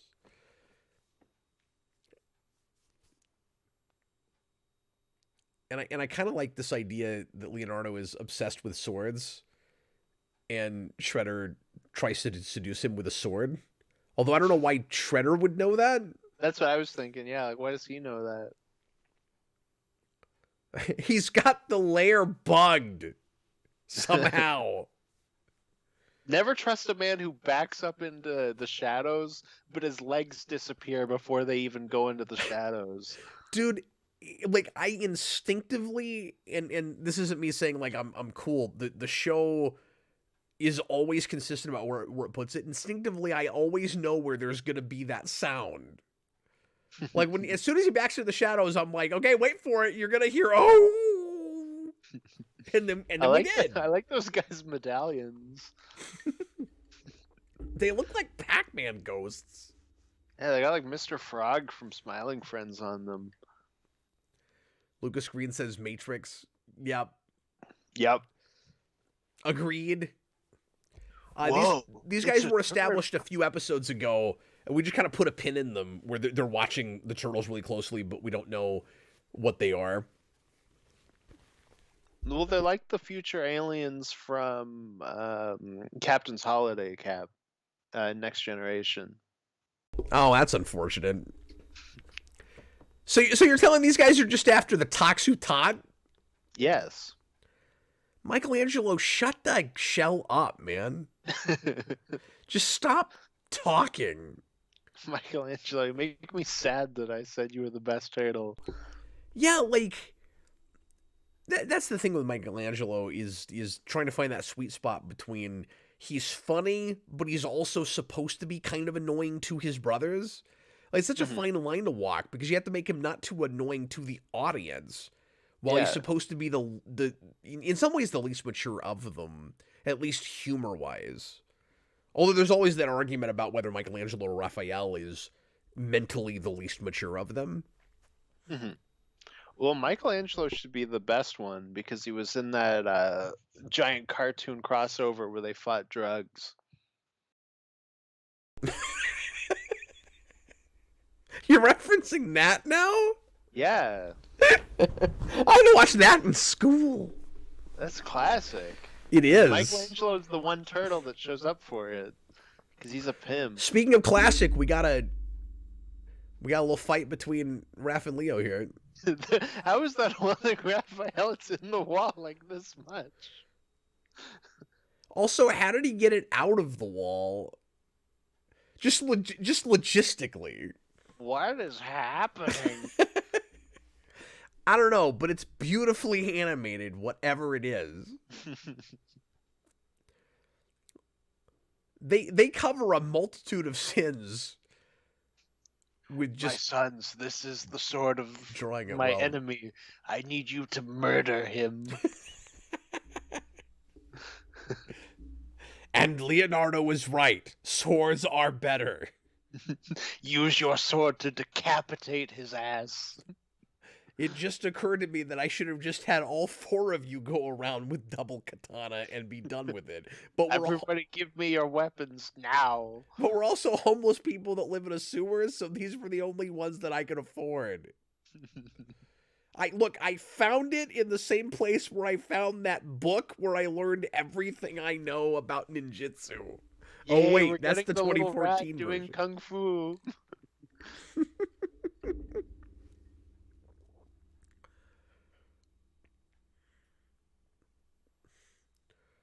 Oh, Hun was working for Shredder back then. Yeah, I was surprised by that too. I forgot about that. I like the sepia tone here for this flashback. Mm-hmm. That looks good. Yeah, how old is this guy? But then again, I guess how old is the Shredder?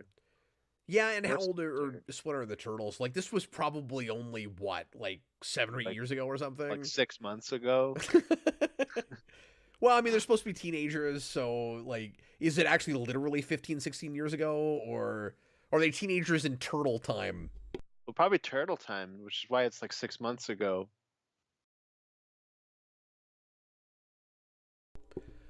So I've been talking a lot about the aspect ratio shifts.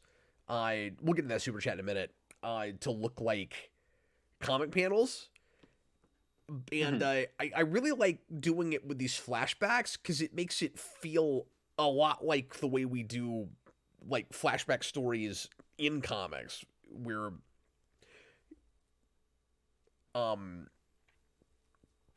I'm just kind of imagining the layout on a page of what this would be. Yeah, absolutely. He just throws the rat. That's awesome. We should have had Shredder cutting his ear off, though. Yeah, that's true. But I do like the way we're like kind of adapting things a little sideways and adjacent sometimes. Where it's Yeah, like no, absolutely. Splinter still does the face scratch, but now it's on Hun instead of Shredder. Mhm. That shot of him lying in the gutter at the end of that scene was great. It was really funny.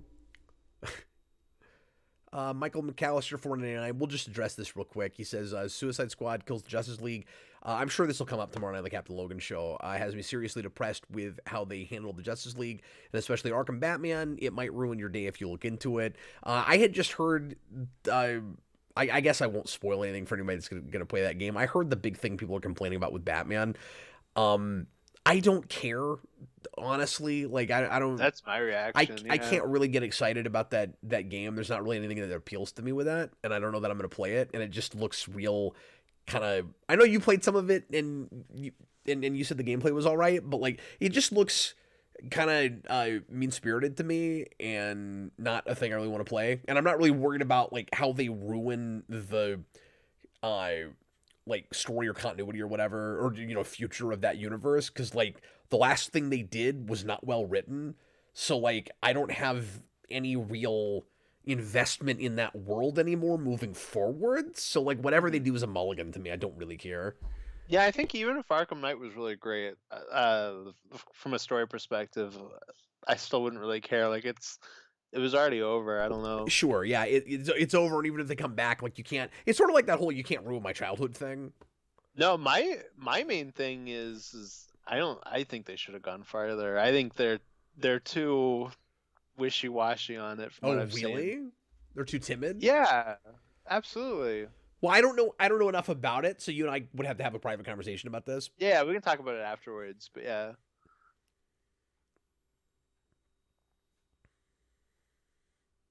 Robotters that should not even be connected, and also characterization is terrible for everyone. I mean that's just true, but that's a whole other issue though. Sure. Well, anyway, let's get back to this. It's the ninja who wields it, but we can all agree that swords are better. No, I think you mean we can all agree I love being a turtle. Uh did you just happen to know that they would be on this exact rooftop? I guess so. But why did you come in this way? That's not where the ninjas came from. I just had this thought. This won't mean anything to you, Austin, but Hun's voice sounds a lot like, I mentioned Dino Thunder earlier. It sounds a lot like Zeltrax from Dino Thunder. Agreed. I am going to beat you, turtles. Tonight I dine on turtle soup. Austin, what if we did a Turtles reboot thing, like yet another reimagining, where the only major thing we changed, not even personalities and stuff, is just which turtle got which weapon? That'd be awesome. This time Donatello gets swords and Leonardo gets nunchucks, and No, they should just all have grappling guns because that's always what we go to when we change one of their weapons. that's right. Well, and in the 2012 show, when we first got concept for art for that, everybody freaked out because it looked like they weren't going to have their signature weapons. Because one of the first shots we got, and I don't know why they did this, because of course people complained. One of the first shots we got of them, they all, if memory serves, they all had these like bladed weapons that looked like they were on chains. It's like, really, that's all they're gonna have in the show? And then Oh, I think I've seen that. they had Yeah. that on top of their regular weapons. I don't Mhm. know why they showed that first. That is weird. Good one, Michelangelo. Shut up, Michelangelo. That one was genuinely kind of funny for being so unfunny. Like, I had no context with what just happened. Just, I'm gonna sleep well tonight. Austin, I Good think one. we should cosplay as these Matrix guys. Yeah, I want to cosplay as that Fez guy. I thought you were going to say you want to be Madam Web. Oh, I want to be the new movie ASMR promo, No, Matt. I don't mean that. I'm just saying that we You're said gonna last see week my movie. these people in these chairs that kind of look like Madam Web from the '90s Spider-Man You're cartoon. gonna see my movie twice. I know it. If anyone that's watching this hasn't seen that weird promo from Madam Web, just look up Madam Web promo, and it's the weirdest advertisement I've ever seen. It really was just like the last shot. Oh yeah, it's the very last shot. I Who almost edited lined this? my I Sony? almost lined mine up exactly when it happened too.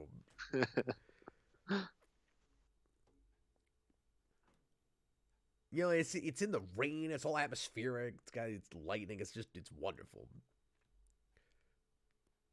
I hope the opening of this episode is just the same opening as the second episode, or as the last episode. Then I think it is a voiceover with this roof fight still. mm-hmm. Oh, of course, it's got to be. Okay, Cap, because you wanted to do it. Who is doing the narration?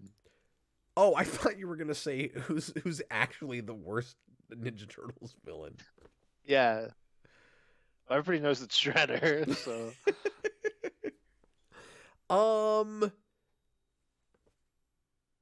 I'm gonna guess it's still Leonardo. I'm gonna say this is gonna be the first time it's a double one because it's a two-parter. okay, Although we did a Leonardo? three-parter at the beginning. Was it different I'm gonna- titles? I can't remember. I think they were all different titled though. Just to be different, then I'm gonna say it's gonna be Splinter. Oh, it could be Splinter. I don't think it is though. It probably won't be, but Because this has That's been what such a I'm gonna character go piece for. for Leonardo, I don't think we're gonna lose that. it could be Splinter being like, "My sons are finally gonna kill my enemy." On the other hand, he's already kind of gone through his arc, right? Mm-hmm. Because you're pretty close to the end of that episode when he says it's like Splinter said, it's not the weapon, it's the person that wields it. And it's like, okay, well, he doesn't have anything left to learn now. No, the only thing he has to learn now is to punch the Shredder in the face. Well, and I don't remember, but I think that's a lot of this episode. Like, I think the roof fight That's lasts what a I'm assuming. good long time. And there's a lot of fighting that last episode It's too. gonna be like the Venom episodes of Spectacular Spider-Man, where it's just like 70% them fighting. Lucas Green says winner owes a drink. I think moving forward we should keep score on this. What if we're both wrong? Yeah.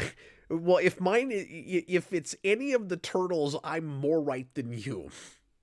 Wait a minute. Why is this the Star-Lord and Drax bet where it's like, oh, if Mantis's antenna are for anything except being decapitated by doors, I win, or you win. They're not for detecting doorways. Doors. She says doorway, just the way You're she right. said. No, she does. She's like Doorways. Well, if you're I just love Mantis. arriving, hello. Oh, We're gonna watch the stuff's all second part. tangled. I'm sorry, what? Oh, my headphones are all tangled. Are your headphones for detecting doorways? They are for detecting doorways. Shredder Strikes Part 2. It's episode 11 of season 1. And I think that puts us about halfway into the season, yeah? Let's see. 26 episodes. 26. So Okay. It's going to take a little longer two under. than I was hoping than watching these 3 or 4 at a time, but Mm-hmm. I'm hoping we can more or less keep up with the output we've been doing. I've been enjoying the crap out of this. Yeah, for sure. All right, folks, let's do it. Everybody, please press play. I can't wait to find out who's right. Right now. Rats. Yes! It was anybody but Shredder. Importantly, it was not a rat. It's not narrated by Splinter.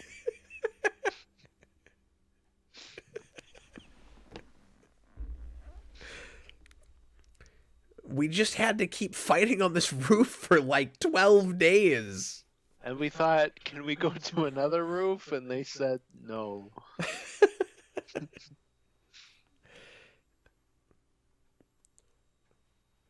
And I'll look down and say, no.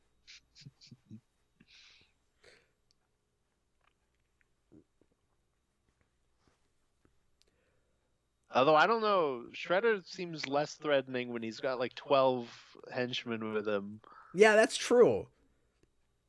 No, it's Because like do you really need all of that? Like it's kind of overkill. If you need all of that, then you're not as badass as you looked. if you also need to be like way outnumbering your enemies, then you're less cool. There's just something about that image of just him landing on the rooftop. Yeah. Well, and I think it should just be universally agreed upon that the only correct entrance for the Shredder when you adapt that scene is that he comes down in slow motion like he can fly like Superman. It's the only way to do it. Out of nowhere. And when we introduce him at the beginning of Batman vs. Ninja Turtles, they do it. It's freaking awesome. I don't remember that. That's great. It's so cool. That movie, man, I just can't say enough about like the good fan service in that film. Yeah, it's one of those movies that didn't really stick with me. Like I remember, the only thing I remember is the Joker becomes a snake. Yep. That's the only thing I remember. You're not a big Turtles guy, and like just the reverence it has for that material was so infectious and made me happy, and showed a lot of these crossover things, like the right way to do some of that stuff. And it's not about anything, and I love that it was so much fun and watchable and didn't have to be like deep and take itself too seriously. Mm-hmm. There's a reason I bring it up so much. Yeah, for sure. I just think it's funny that like you did the commentary with me on that and you don't remember it. Yeah, no, I didn't even remember that we did a commentary until you said it. Well, since we're going back and doing new commentaries for every superhero movie we will eventually do it again. Well, and it's funny because I always thought about like you'll see actors and stuff where they're like, "Oh, I don't remember doing this movie," and I was always like, how? Like, I feel like I would always remember every project I did, and I'm already at that point just doing Geekvolution stuff. Yeah, isn't that crazy? Yeah. Look how much bigger he is. Well, Brainiac's not in this episode. No, I know about at least one other thing with Batman vs. Ninja Turtles that you remember. Because I know you remember the Jeff Goldblum-esque Baxter Stockman fly. Oh, yeah. Yeah, I've heard you mention that several times. So I actually don't remember his voice, but I remember it through you saying it. Oh. So you really don't remember watching that movie?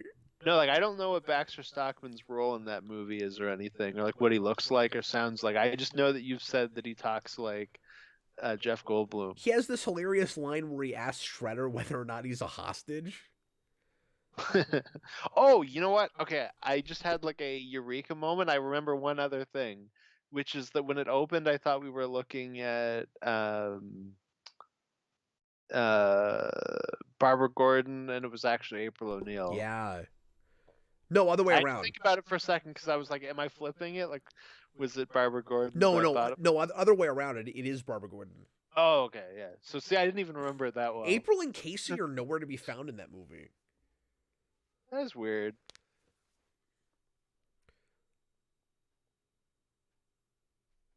It's hard to talk over this because it's just exciting. I just want to watch it. It's just fighting. But a constant reprise in the show is going to be. Oh no, Mikey, you lost your weapon. Stop talking. Oh, now we're going to find out if it really is the turtle behind the weapons. Splinter should have showed up to be like, this weapon is your life. No, you really do need your weapons, Leonardo.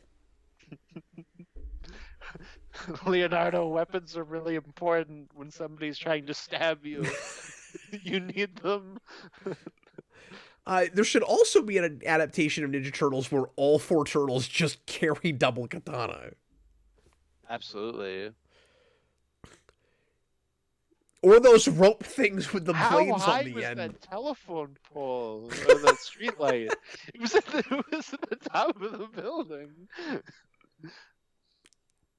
No, he dropped for a while and then he landed, or then he grabbed it. No, it was like at the building level. No, He like jumped to reach I want to it. roll it back and look, but Michelangelo, you could have gotten out of that yourself. Donatello barely had to do anything to move that rock.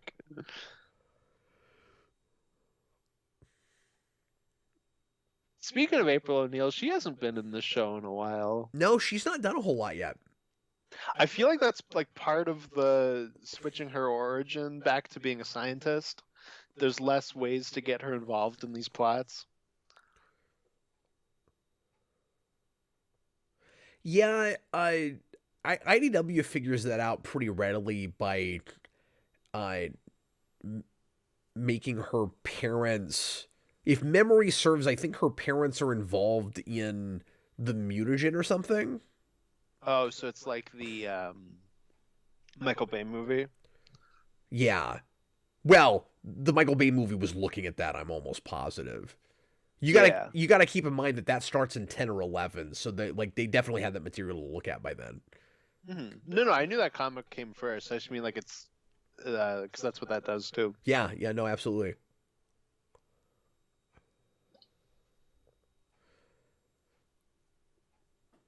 Raphael's getting covered in trash a lot tonight. Now we did have April like maybe 3 episodes ago. Cause remember she was calling Casey like a chauvinist pig and stuff. Oh, that's right. Yeah. You know where she is, Cap? In her flea market. She's at home washing her tights. That doesn't even make sense. What do you mean? She might wear tights. She might wear tights. It's like a woman thing. I just don't know why you're specifically referencing 89 with that. She's at home washing her tights. I don't know. It just came to me. I was like, where would she be at home washing her tights? You know how a normal woman washes her tights. gets up in the morning and washes her tights?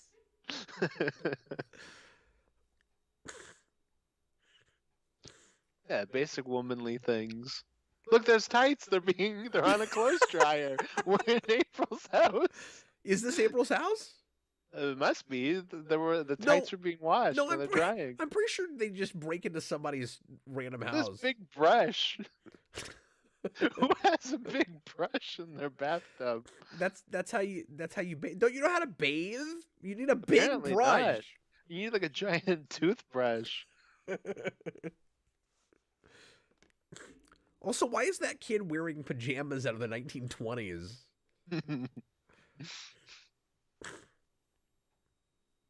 This woman looks like an alcoholic. I don't know why, but she's animated to look like an alcoholic. Part of it is her hair was all like frazzled, and she was all like, "Oh my god." Hey Robert, that's not my fault, man. He says it's been 0 days since Cap has referenced Batman 89. That started with Austin. He referenced it first. Yeah, exactly. That's on me. Have I referenced 89 one time this stream before you said washing her tights? I don't think so. I don't think I have. I probably have. It's really kind of just the language I speak at this point. Love that reference. I don't get that one. I don't get it. Robert, well, that kid is going to be messed up for life. Well, if Austin's right, he's already... Yeah, the kid's already messed up. He's already not having a great childhood. His mom's an alcoholic. Exactly. And she had one pair of tights that she was at home washing, and they were stolen. Okay, Austin, we are 11 episodes in this show. Can we count all the different, like, groups and factions we already have? Okay, so we have the turtles, the purple dragons, the foot, those future guys. I think it's it, right? And The like, homeless people. well, I was gonna say like Baxter is a rogue agent for a minute until he gets swept up by the Shredder. When he's not a group, so that's why I didn't count That's him. true. Yeah, But but yeah. it felt like Oh, it the in the first few episodes Mousers. because he has the Mousers. Yeah. Okay, yeah, we got the Mousers. So that's 6.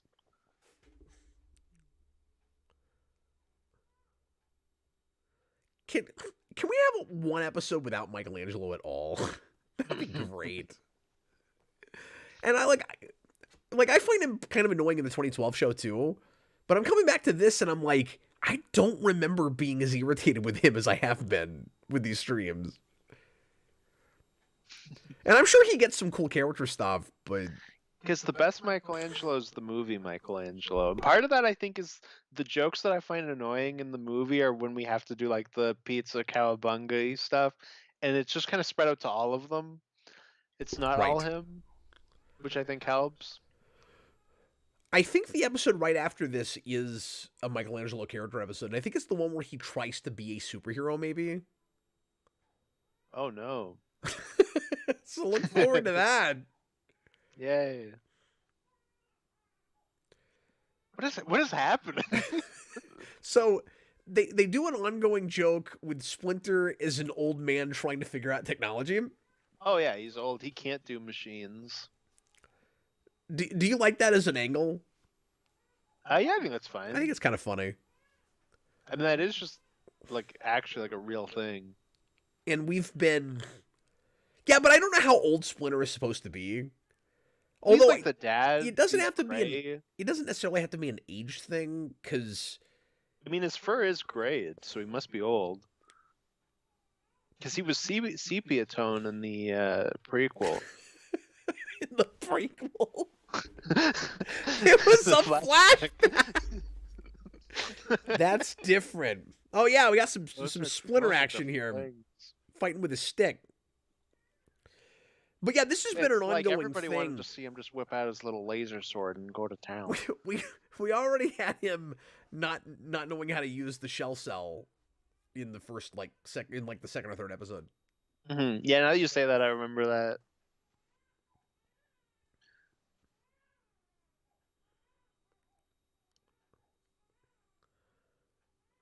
Robotters 100 honestly Mikey fit best in Fred Wolf, but yeah, the movies is where he's most popular and being tolerable for most. He means the 87 series.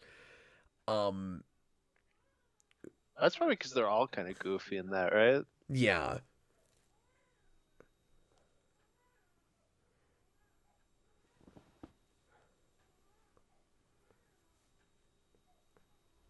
What's up with Blade being adapted to always having a lightsaber? So Now he's got like this is one of those sword. irritating cryptic things with characters like this that you have to show up and give very little, again, cryptic information. Why say the word guardian? It doesn't mean anything to Leonardo. He's like, I am a guardian. That's all I can tell you. Okay? That doesn't mean anything to him. Guardian of what? He might as well tell him nothing at all. I can't tell you who I am.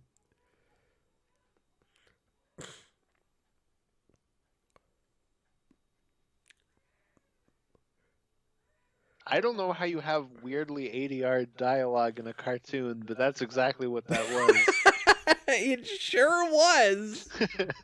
Well, what was weird about it is, where was it coming from? Like, what perspective were we hearing it from, right? Because we're outside the van and it's not muffled in any way. That's why it felt like ADR dialogue. Yeah, exactly. That was an excellent point, Austin.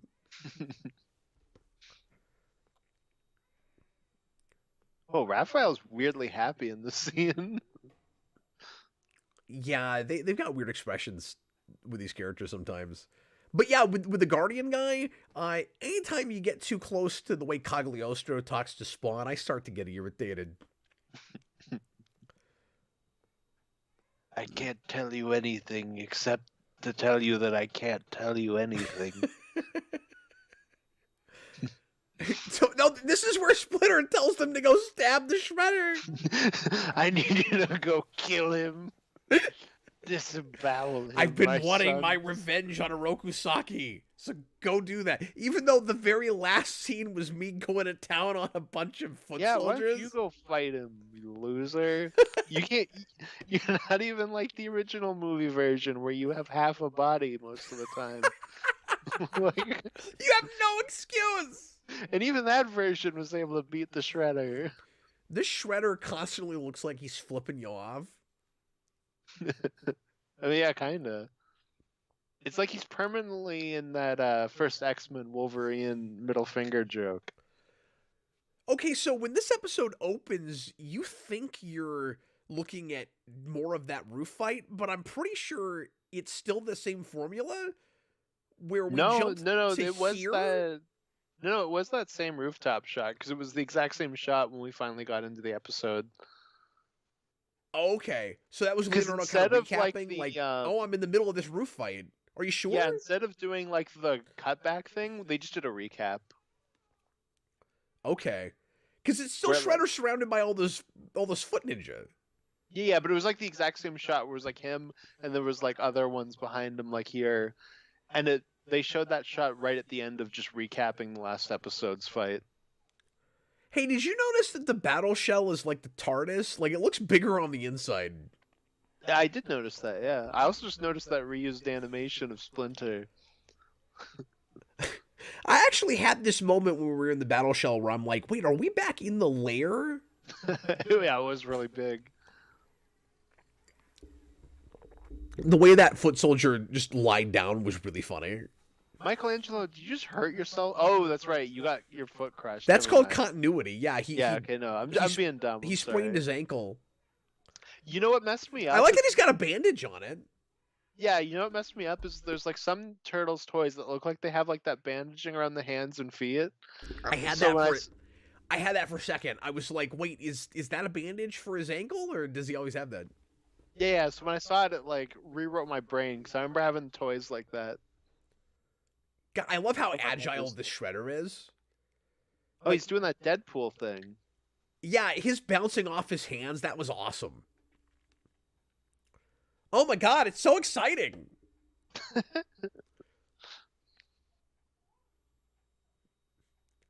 I don't know, we have Batman Beyond music right now, but it's great.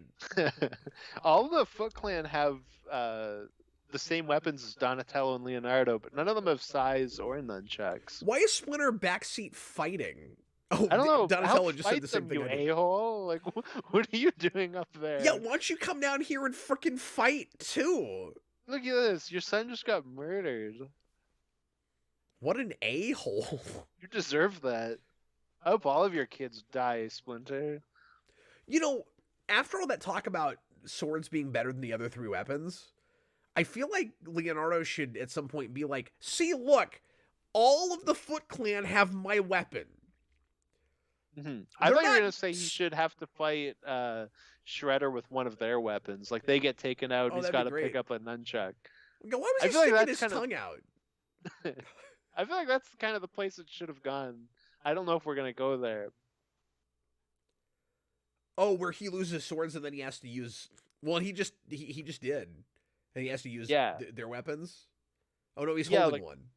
The other turtles are knocked out or something, so he's got to pick up one of theirs. Was that a continuity mistake? Did he drop his swords and then he was still holding one? Possibly. That's happened a few times.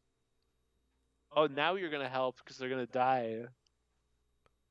Before you were just sitting in the bed. Like, is the idea that he was just still winded from earlier? Like, why wasn't he fighting? That's so stupid. Yeah. Throw him off the roof. Oh, he's doing the Morpheus thing. Shredder, do you think that's air you're breathing now? He's like, yeah. Yeah, because I breathe air, you stupid rat. See, Splinter is just terribly unsympathetic right now. I don't even care if he gets crushed by this water tower. I hope you die, Orokusaki. This is for my master Yoshi. My God, Shredder's reaction, though, like... my kids were supposed to murder you, but they couldn't do the job, so here I am. Yeah, for all that build-up, Shredder kind of sucks. He needs a bunch of henchmen to help him fight, and he got beaten by a water tower. Yeah. To be fair though, they're trying to adapt from the first issue where he's taken out kind of easily and it's really funny. Mm-hmm. But instead of like blowing himself up with his own bomb, he just gets a water tower dropped on him. Yeah, they should have done the bomb thing. That'd have been awesome. Honestly, this doesn't read like intentionally funny though, is like that did. Like it kind of reads, I'm sad to say, like a little lame. Like the action is all great. But it's like, oh gee, I'm so surprised Shredder survived a water tower being dropped on his head. Yeah, but I hope he did. I'm I'm surprised that the shot wasn't like the like Super Shredder. Yeah, that was great all the way up until then, and then you got the unfortunate 1-2 punch of Splinter doesn't do freaking anything. He just watches. And then He just yells at his kids and tells them what to do, and then Shredder gets taken out with a water tower. He's a bad coach. Yeah, I was expecting that episode to be just Shredder fighting them, and like he would kind of be able to manhandle all four at the same time. It was, well, that was unfortunate word choice, but sure, it was too much. It was too much foot soldier fighting. Mm-hmm. Yeah, and I get where they were coming from because it's like, oh, you see him with his army, and like, isn't that scary? Yeah, but like, I'm sure kids probably did, but like, as an adult, you look at it and you're like, oh, but he needs his army. Like, he's less threatening.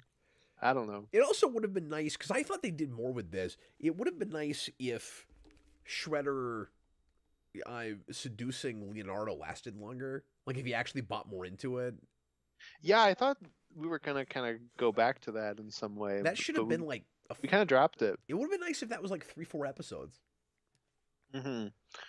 Yeah, or if like the end fight was more between the two of them kind of talking about that stuff. Yeah, like, and you get like your testing his Luke loyalty. Skywalker rejecting Darth Vader moment. Lucas Shredder likes his men to weaken them, and then he finishes them off. I mean, he also kind of does that in the 90 movie. Kind of, that was a bad word choice. It was, that's true. But do it like the 90 movie where they're fighting a bunch of foot soldiers on the ground and on other roofs, and then when they go up against the Shredder, it's just Shredder. Mm-hmm. Yeah, no, exactly. Well, that's what I was thinking too. Like even besides that, like first issue, but like even like the movie or something. Yeah. Where he shows up and just beats them all up. I mean, don't get me wrong, it's still the best part of the season so far. Like I love most of that 2-parter, but yeah, I think I still like the Mouser stuff the most so far. Yeah, and then probably the Garbageman episode, and then probably this 2-parter. I think is where I'm at. And you're not even joking when you say Garbageman. No, because that had cool atmosphere at the start. Yeah, it does. Like I said, the storyboarding in that episode is amazing. And I love Boogie as the villain. He's cool, way cooler than Shredder. I'm gonna find that action figure and send it to you. That's my plan. I'm gonna get you one of those. I feel like you need to own that. That'd be awesome. I'm gonna look it up. I'm gonna see if that's not like an $80 figure now. It's probably like a $5 figure. Like whoever owns it is like, hey, I will give you $5 if you take this from me. Ninja Turtles, so gross. Garbageman. Oh, there was a Garbageman spin-off type character in no. Oh, no, I was gonna say there was a Garbageman type character in '87, but I think the figure that I'm looking at, somebody mislabeled as that, because that's a Toxic Avenger character or Toxic Crusader character. Oh, okay. That I'm looking at. I finally just watched the first Toxic Avenger the other day to build up for that project we're doing, but I have to watch the other ones. Oh yeah, He's teasing a project we're doing. I haven't announced that yet. Yeah. You won't be able to guess it just off of I watched Toxic Avenger. I don't know if they made this figure. Hang on. I can see it going either way. I'm gonna find out. Well, it's just weird because like Ninja Turtles, you think every character in a show gets a figure, but they didn't. I don't think they did everything for 03 like they did with 87. And then when you get to 2012, they did the 87 model again, where just freaking everything. Everything, yeah. Yeah.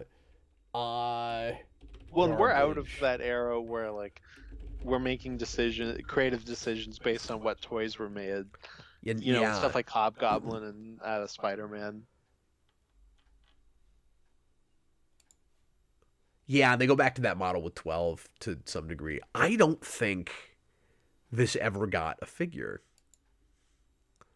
Tragic. Okay. Very tragic. It got one thing. And Is it the truck? Get this. It was like it's like a Micro Machines truck. That's all it got. I was hoping it was either the truck or that one homeless guy that looked like the human equivalent of Kwanzaa Bot from Futurama. It was this line called Speedies.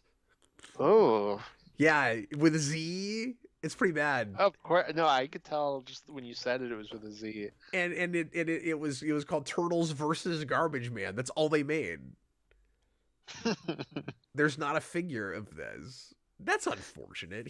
That's terrible. He needs an action figure. Mm-hmm. They should do like the legacy ones. I don't know if they do that stuff with Turtles things. Well, there's been a Is that Hasbro? Who is that does the toys for Turtles? It is Playmates still.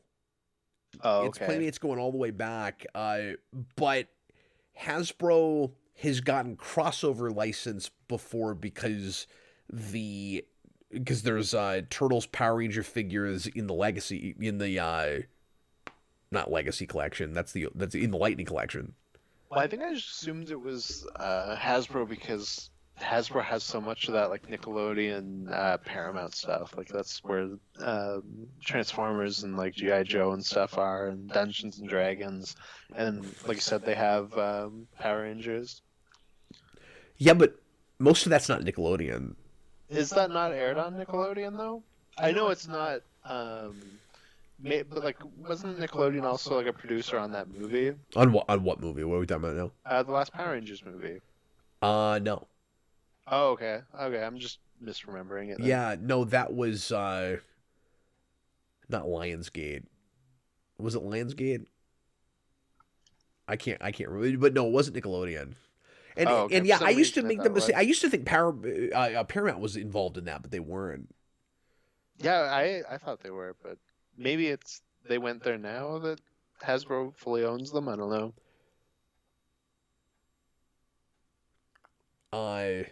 Yeah, no, that's been a big question. Mm-hmm. Is if a movie got made now, like would it be a Paramount movie? I would assume so. I'd assume so, just because so much of their stuff is at Paramount.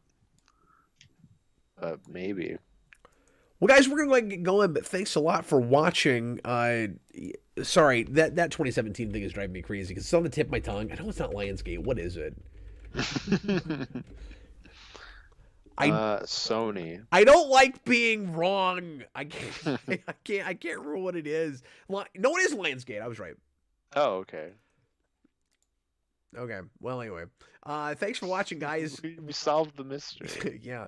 I'll be back tomorrow night for a Captain Logan show, and Austin and I are gonna be back on Friday, and I'm not gonna announce what exactly yet. We're gonna try to review maybe a couple things.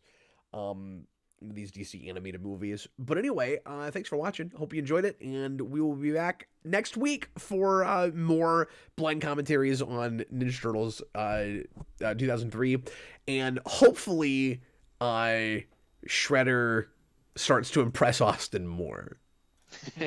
Yeah, I'm ready for him to die already. Replace him with Garbageman. He's like, where are the Triceratons? Just bring on the Triceratons. No, they suck too. Bring on Garbageman. I want Garbage Man to take over the Mousers. Yeah, that'd be good. They could do that. And Garbage Man should get the nanobots. Yeah, that'd be good too. They should do that. He can take the nanobots and build like a little like hover chair for himself with it. Oh yeah, like a big elaborate one. Yeah, exactly. Anyway, thanks guys. Appreciate you. We will see you next time. I was Captain Logan, and this was Austin, the Day Ghost. Yeah, see you guys. Bye, folks.